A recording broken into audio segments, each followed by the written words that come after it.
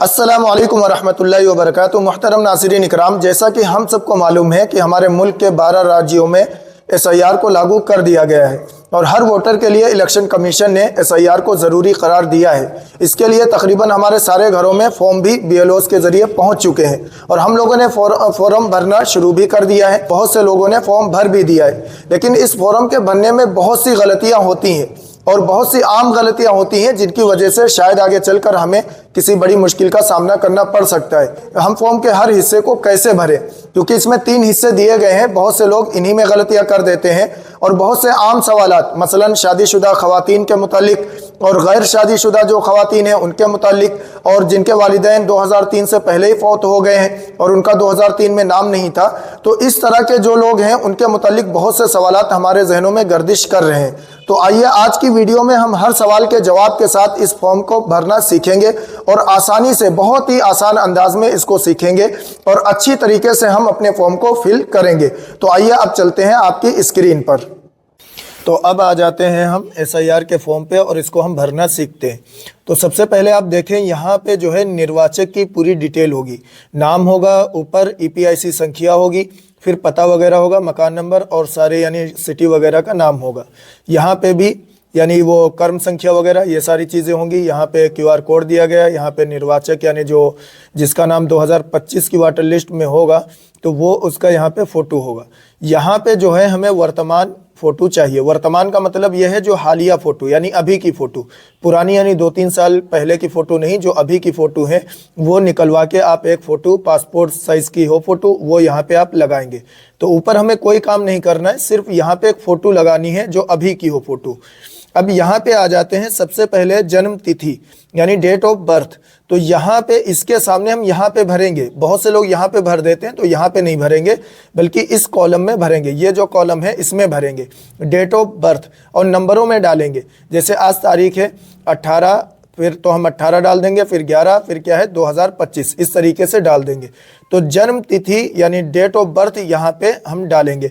अब वो ये डेट ऑफ बर्थ बहुत सी मरतबा ये होता है कि हमारी वोटर ID में अलग है, आधार कार्ड में अलग है, तो कौन सी डालें? तो जो आपके नज़दीक सही हो वो डालना। कोशिश यही करना कि वोटर ID वाली डालें, लेकिन अगर वो ज़्यादा ही गलत है तो आधार कार्ड पे जो पड़ी है आप वो यहाँ पे डाल सकते हैं। जो आधार कार्ड पे यानी आपने क्या है अपडेट करवा के सही करवाई है तो वो यहाँ पे आप डाल दें। फिर इसके बाद है आधार संख्या। तो आधार संख्या यहाँ पे डालेंगे, इस वाले कॉलम में आधार संख्या डालेंगे, यहाँ पे नहीं डालेंगे। यहाँ पे यानी आधार संख्या यानी आधार नंबर जो होता है आधार कार्ड का नंबर, वो यहाँ पे हम डाल देंगे नंबरों में। और कोशिश ये करें कि अच्छे पेन से लिखें, एकदम साफ लिखें, यानी नज़र आए फ़ौरन, दूर से देखने पे भी फ़ौरन नज़र आ जाए। यानी मिटा मिटा हुआ या पेन अच्छा नहीं चल रहा है तो अच्छा कलम होना चाहिए, अच्छा पेन होना चाहिए, उससे लिखें। फिर इसके बाद हम यहाँ पे मोबाइल नंबर डालेंगे। मोबाइल नंबर लिखा हुआ है तो मोबाइल नंबर यहाँ पे डालेंगे, इस कॉलम में। यहाँ पे नहीं डालेंगे, इस कॉलम में हम मोबाइल नंबर डालेंगे। जो भी मोबाइल नंबर वो डालें जो आधार कार्ड से लिंक हो। अगर आधार कार्ड से लिंक नहीं है तो आप कोई भी नंबर डाल सकते हैं, लेकिन चालू कंडीशन में हो, यानी वो वर्किंग कंडीशन में हो, वो चल रहा हो, तो वो आप यहाँ पे क्या है नंबर डालेंगे। फिर यहाँ पे आ जाता है पिता या अभिभावक का नाम।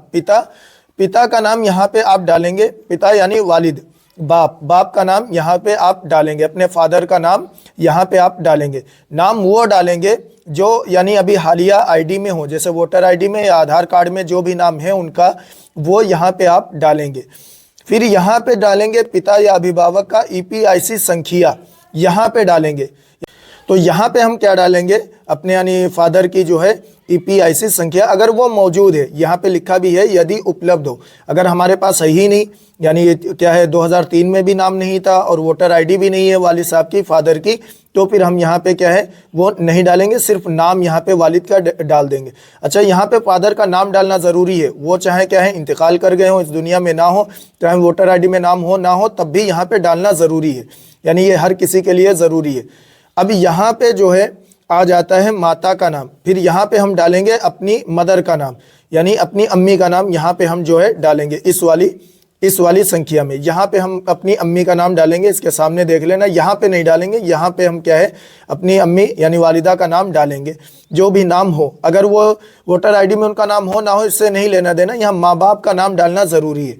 फिर इसके बाद जैसे यहाँ पे हम क्या है ईपिक संख्या जो है वालिद का डाल रहे थे, तो यहाँ पे अब हम अपनी अम्मी का डालेंगे। ये वाला कॉलम है, इसमें अपनी वालिदा यानी मदर का जो है ईपिक संख्या यहाँ पे डालेंगे। जो ईपीआईसी संख्या होती है यहाँ पे कोने में लिखी होती है, ये वाली डालेंगे अगर है, और अगर नहीं है तो हम नहीं डालेंगे, क्योंकि यहाँ पे लिखा हुआ है यदि उपलब्ध हो, यानी अगर मौजूद हो तो डालें, वरना क्या है नहीं डालेंगे।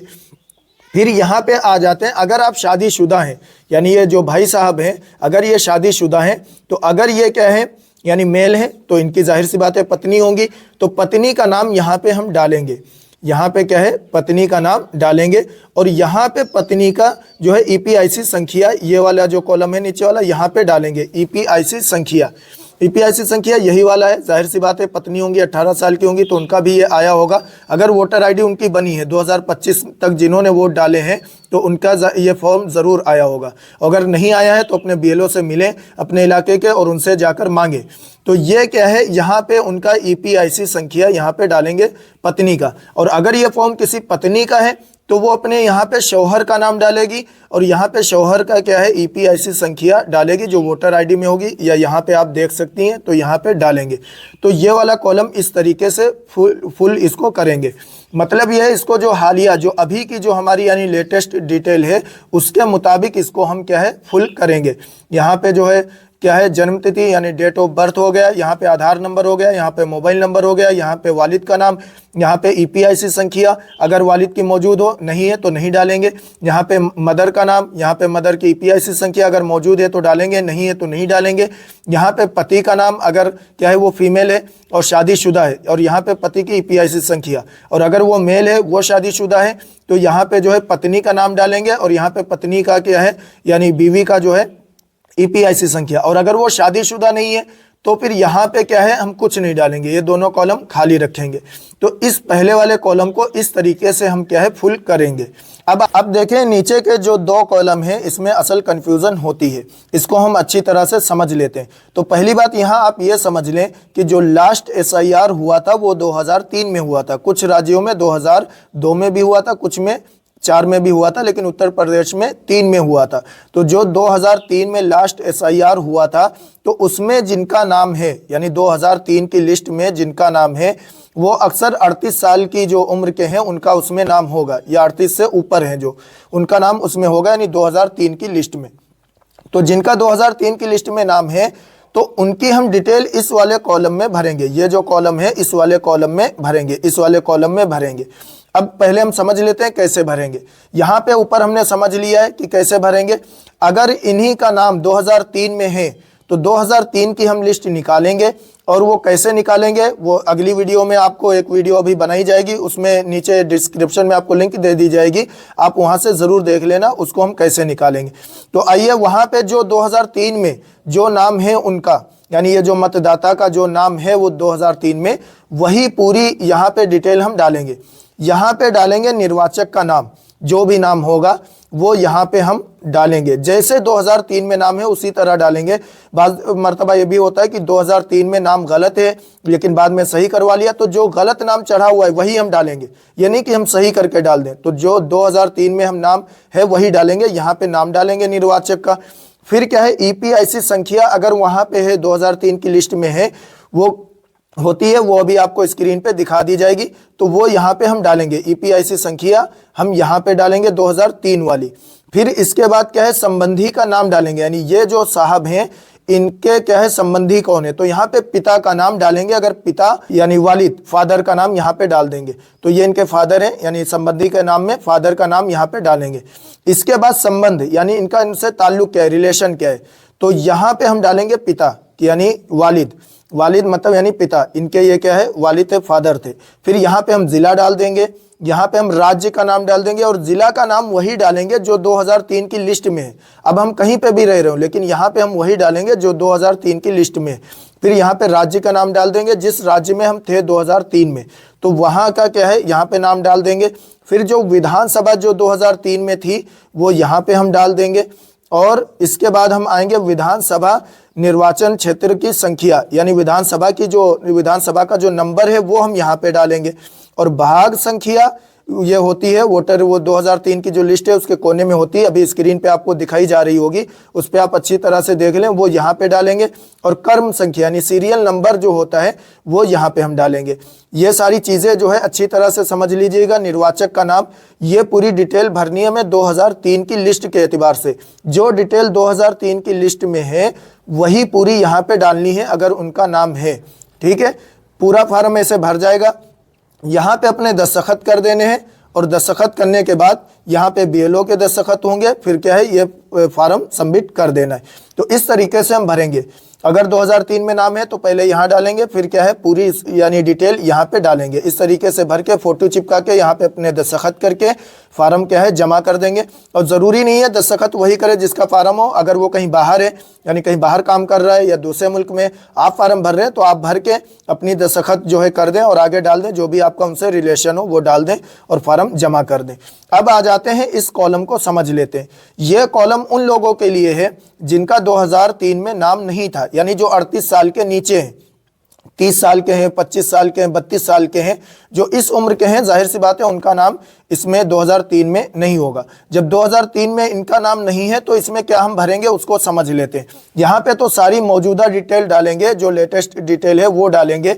यहाँ पे हम आते हैं, यहाँ पे 2003 में अब हम देखेंगे, जैसे अभी हमारी मिसाल आप ले लें तो हमारा नाम 2003 में नहीं है, तो अब हम यहाँ पे अपने वालिद की डिटेल देखेंगे, यानी 2003 की लिस्ट में देखेंगे। अगर वालिद साहब का नाम है हमारे यानी फादर का नाम है तो हम फादर का नाम यहाँ ऊपर वाले कॉलम में डाल देंगे। यहाँ पे फादर का नाम डालेंगे, फिर यहाँ पे फादर की ईपीआईसी संख्या डाल देंगे। यहाँ पे नंबर जो होता है वोटर आईडी पे जो 2003 में है वही वाला डालना है यहाँ पे आपको, अगर है, अगर नहीं है तो नहीं डालना है, इसको खाली छोड़ देना है। फिर यहाँ पे संबंधी का नाम डालना है। अब संबंधी में हम किसका नाम डालेंगे, यानी जो हमारे फादर के फादर हैं, यानी अपने दादा का नाम यहाँ पे हम डालेंगे।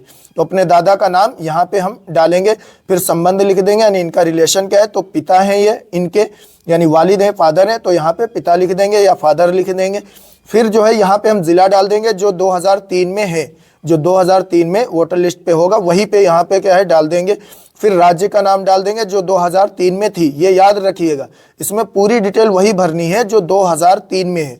तो 2003 की वोटर लिस्ट निकाल के उसी एतबार से पूरी डिटेल इसमें फुल करना है। तो राज्य का नाम डाल देंगे यहाँ पे, फिर विधानसभा की यानी वो नाम डाल देंगे विधानसभा का, जो भी उस टाइम हो 2003 में जो भी नाम हो उसका डाल देंगे। फिर विधानसभा का यहाँ संख्या डाल देंगे जो भी 2003 में हो, फिर भाग संख्या यहाँ पे डाल देंगे, फिर कर्म संख्या यहाँ पे डाल देंगे, यानी सीरियल नंबर यहाँ पे डाल देंगे। तो इस तरीके से आपको ये वाला कॉलम भरना है। इसमें अपनी डिटेल नहीं देना है, अपने वालिद की डिटेल देना है, अपने फादर की डिटेल देना है।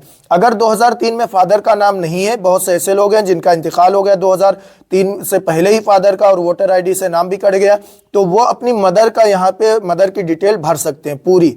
लेकिन मदर में जब यहाँ पे डालें तो याद रखें अगर उनका नाम है 2003 में तो मदर में जब हम डालेंगे तो मदर का यहाँ नाम आ गया, यहाँ पे ईपीआईसी संख्या आ गई। यहाँ पे संबंधी के नाम में उनके वालिद का नहीं डालेंगे बल्कि उनके शौहर का डालेंगे, यानी अपने पिता का, यानी अपने फादर का यहाँ पे डालेंगे। ठीक है, यहाँ पे संबंध लिख देंगे, यानी पत्नी या बीवी या जो भी यानी वाइफ, इस तरीके से लिख देंगे। बाकी डिटेल वही भरी जाएंगी। तो मदर का भी डाल सकते हैं। अगर माता पिता यानी फादर और मदर दोनों नहीं है तो हम फिर यहाँ पे अपने दादा की डिटेल डालेंगे। अगर दादा का नाम 2003 की लिस्ट में है, अगर है तो यहाँ पे डालेंगे, अगर नहीं है तो फिर दादी का डालेंगे, दादी का देखें।